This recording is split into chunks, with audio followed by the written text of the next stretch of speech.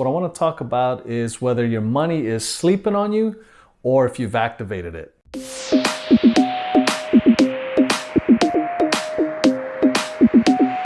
Hey, what's up everyone? It's your realtor here, Chris Luna with Compass.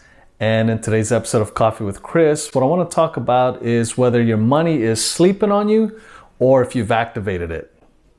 So what I mean by that is whether it's sleeping on you, meaning that it's just sitting idle, whether it's in your bank account or in a low interest bearing account, or maybe it's just equity that's in your home that you have just left untouched.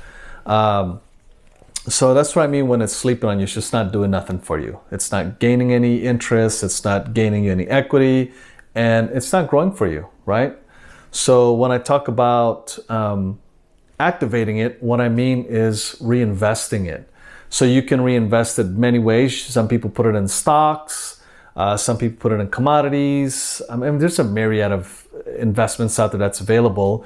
But what I do know is real estate investing. So typically when someone has owned their home for like 2 years or more, most of the time there's equity in your home already by that point, okay? And so the question is, what are you doing with that equity that's sitting in your home?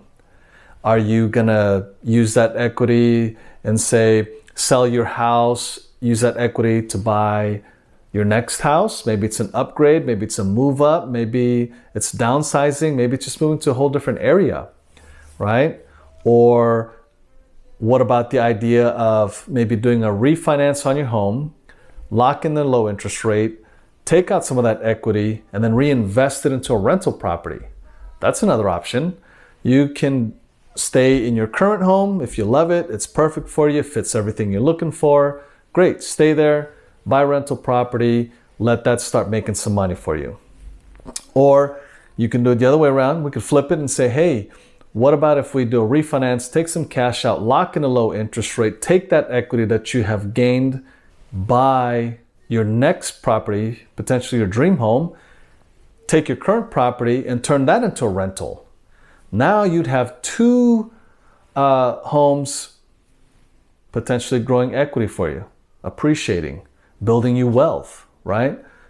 So obviously investing money in real estate is something that's been going on for years, decades. I'd say probably it's been, the investment to do long before you and I were probably even born. So this is not anything new. I mean, real estate is something that everybody needs, right? They either need to rent your house or they need a house to buy. But while you own it, you can take advantage of some potential tax advantages. You can take advantage of some potential equity growth, right? Or you can just keep it and continue to expand on your real estate portfolio, right?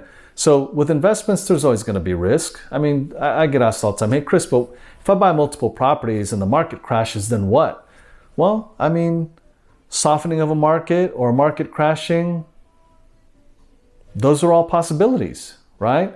It's just like any other investment. I mean, if you had stocks in the market crash, what do you have? I mean, piece of paper.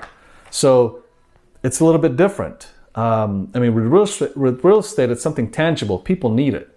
So let's say you had multiple properties. Let's say worst case scenario, the market crashed and property values just went down. So if you left your equity in one property, what do you think would happen to your equity at that point if the values went down? You would most likely lose the equity that you had in your home. Now, the other side of that is if you took that equity, reinvested it in another property or multiple properties, yeah, when you look at it on paper, the value of those homes might have gone down, but guess what you still have? You still have the properties.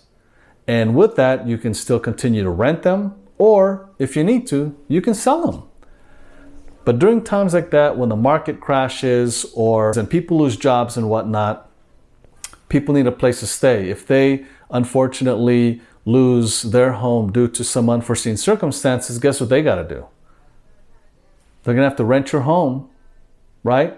Or if not, if you end up in a pinch, you can sell your home. I mean, you have options, but when you have one house, you don't have too many options.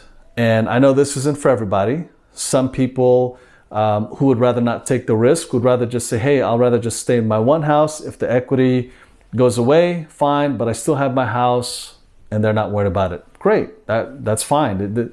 Reinvesting in real estate isn't for everybody. But if you're looking to build wealth, expand your real estate portfolio, and potentially have multiple properties working for you, you got to reinvest. You got to activate your money. That's it for this episode, guys. Thanks for watching. I appreciate you taking the time to do that. I look forward to hearing from you guys. Comment below. Let me know what you think is a good investment. Let me know if you know some areas that are hot right now to buy in. I'd love to hear from you. See you next week. Take care.